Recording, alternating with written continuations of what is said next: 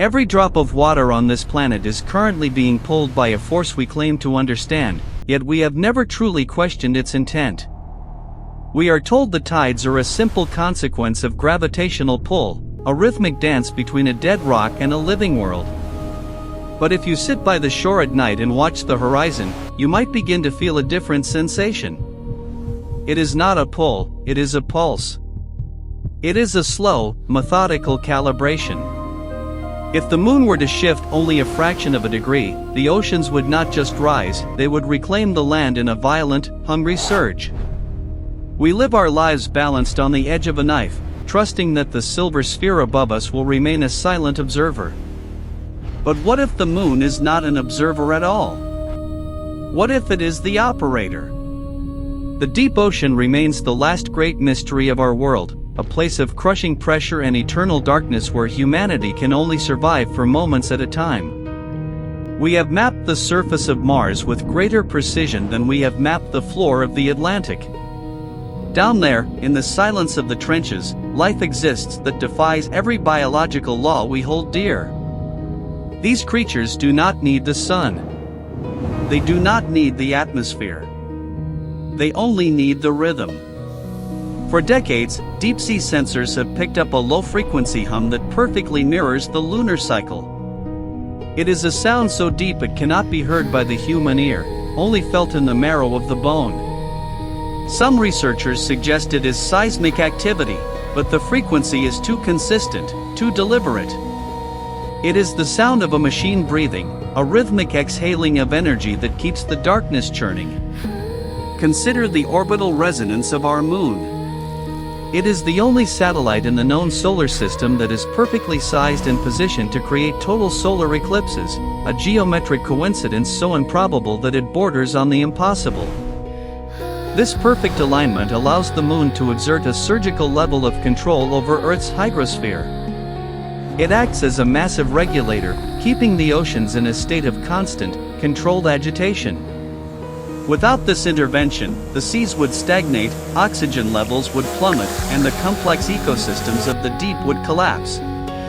Or perhaps, without this regulation, something much larger and much older would find the environment of Earth far too hospitable to remain confined to the depths.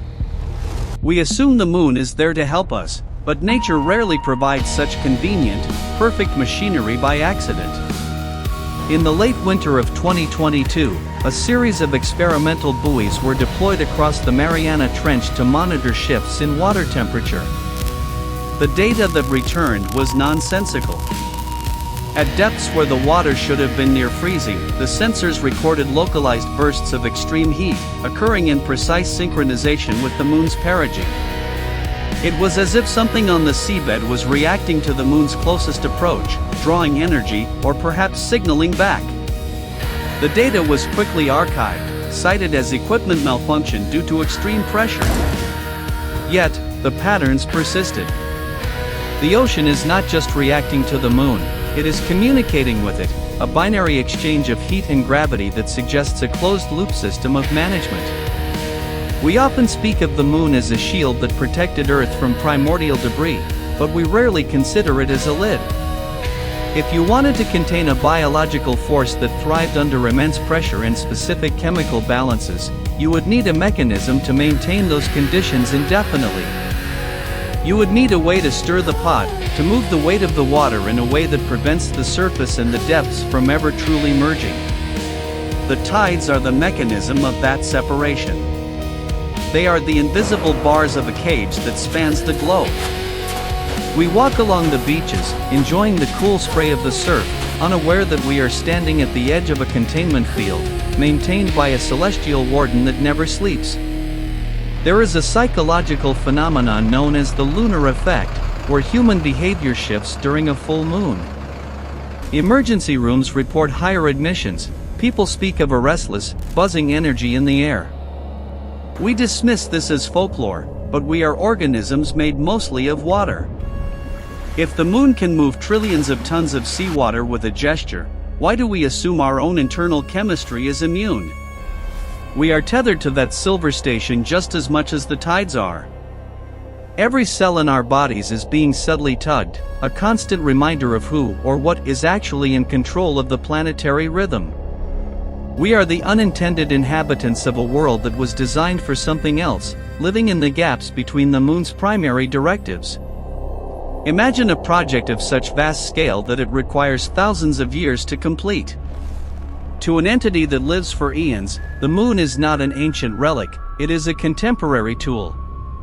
Its craters are not just scars of impact, but the external components of a core that some suggest is hollow, metallic, and resonant. When the Apollo missions crashed lunar modules into the surface, the moon reportedly rang like a bell for over an hour. This resonance suggests a structure that is far more complex than a mere clump of space dust. It suggests a cavity, a housing for something that requires immense stabilization. If the moon is a control station, then the ocean is its laboratory, and we are merely the unexpected growth on the petri dish.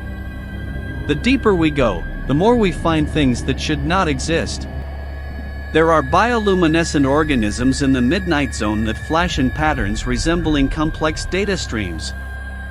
These are not the random flickers of a predator, they are coordinated, rhythmic, and synchronized across miles of obsidian water. Massive structures made of calcium and silica have been detected that look less like reefs and more like architecture, rising from the silt of the abyss. In the deepest reaches of the trench, there are vents that spew chemical mixtures found nowhere else on the planet, creating a localized atmosphere that is entirely alien. These pockets of life are the primary beneficiaries of the tidal cycle. While we use the moon to tell time, the inhabitants of the deep use it as a life support system. If the moon were to ever stop its rotation or drift away, the first thing we would notice would be the silence of the waves. The air would grow still, the rhythmic crashing of the surf replaced by a terrifying, stagnant calm. Then, the pressure in the deep would begin to shift. The containment would fail. Whatever has been brooding in the dark, held back by the rhythmic weight of the tides, would finally have the opportunity to rise. We have spent centuries looking at the stars, wondering if we are alone in the universe, never realizing that we have been sharing the planet with a tenant that prefers the dark. We are the surface dwellers, the neighbors who live on the roof of a much larger, much more ancient house, unaware of the activity in the basement. The conflict of our era is not between nations, but between our understanding of nature and the reality of our environment. We see the moon as a romantic symbol, a light for lovers and poets. We fail to see it as a piece of engineering. The data is there, hidden in the tidal charts and the seismic readings, for anyone brave enough to look. The correlation between lunar proximity and the biological activity of the deep is not a theory, it is a measurable fact.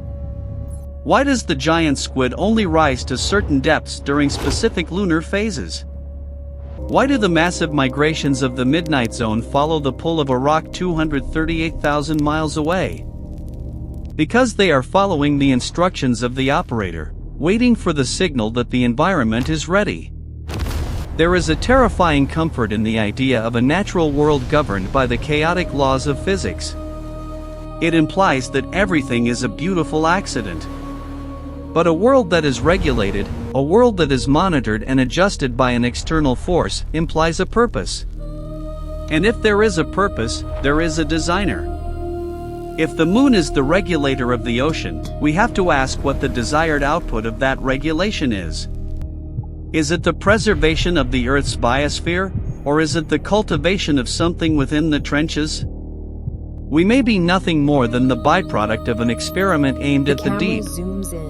We are the moss growing on the outside of the tank, convinced that the tank was built for us. The risk of this realization is profound. If we acknowledge that the moon is an active participant in our world's mechanics, we have to re-evaluate our entire history. Ancient civilizations worshipped the moon with a fervor that bordered on terror.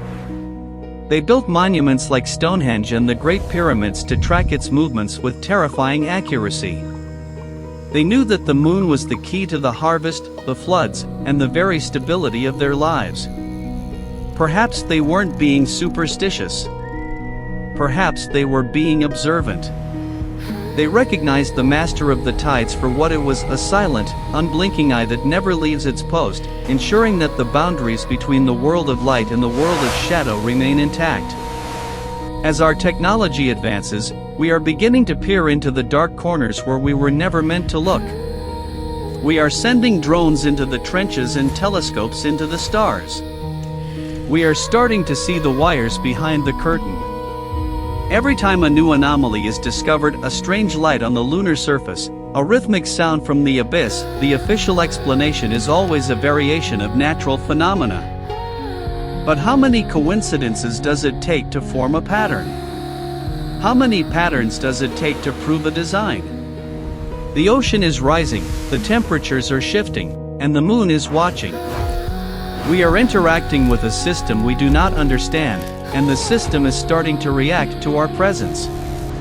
We find ourselves in a race against our own ignorance. The more we interfere with the oceans, the more we disrupt the delicate balance maintained by the lunar regulator. We are polluting the lab, unaware of the consequences of our intrusion. If the operator decides that the experiment is no longer viable, or if the containment is breached by our own hand, the moon's influence could change in an instant. A slight adjustment in gravitational focus could send a wall of water 3 miles high across every continent. It wouldn't be a disaster in the eyes of the operator, it would be a cleaning. A reset of the tank to ensure the primary subjects in the deep are not compromised by the noise on the surface. Tonight, when you look up at the moon, try to see it for what it truly is. Do not see a cold, dead satellite. See a pressurized vessel, a broadcasting station, a stabilizer. Feel the weight of the water in the distance, being shifted and pulled by an invisible hand. The ocean is not just water, it is a living, breathing entity that is being kept in check by a sentinel in the sky. We are the guests in this world, and the host is waiting in the depths, sustained by the rhythmic pulse of the silver moon. The tides are turning, and for the first time in human history, we are starting to understand the mechanics of our own isolation. The connection between the moon and the ocean is the longest-running dialogue on Earth. It is a conversation held in the language of gravity and pressure, a secret shared between the heights and the depths. We are merely the noise in the background, the brief flickers of light that have emerged in the safety of the shallows.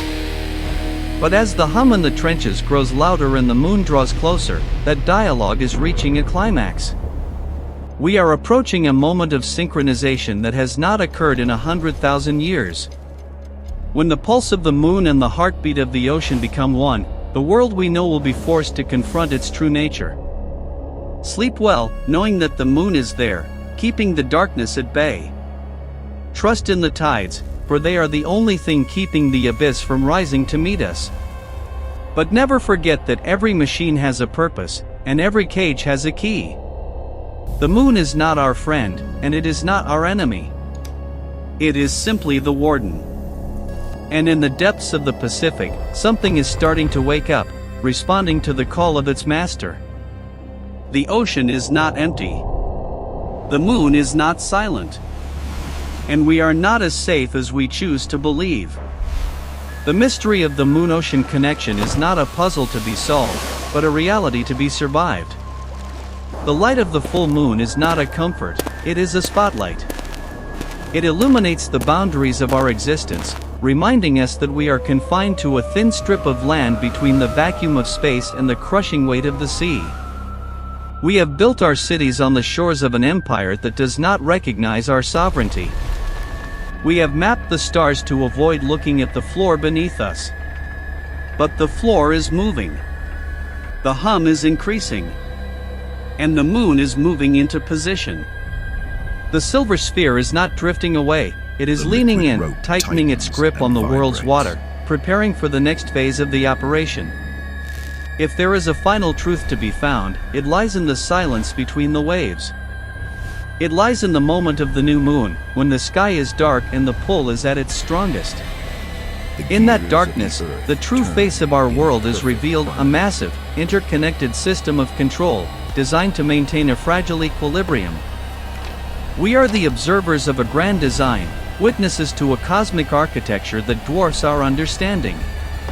The moon is the anchor, the ocean is the sea, and we are the foam upon the surface, waiting for the next tide to decide our fate. The control station is active. The experiment continues. And the depths are waiting for the signal to rise. When you feel the next cool breeze from the ocean, remember that it is not just air. It is the breath of a system that has been functioning since long before our ancestors crawled out of the mud. It is the movement of a mechanism so large it encompasses the entire planet. We are part of the rhythm, whether we like it or not. Every heartbeat, every breath, every movement of our internal tides is synchronized with the warden in the sky. We are not independent entities, we are components of the lab. And as the moon begins its next cycle, we can only hope that the operator still finds our presence tolerable. The tides are coming in, and the moon is always watching.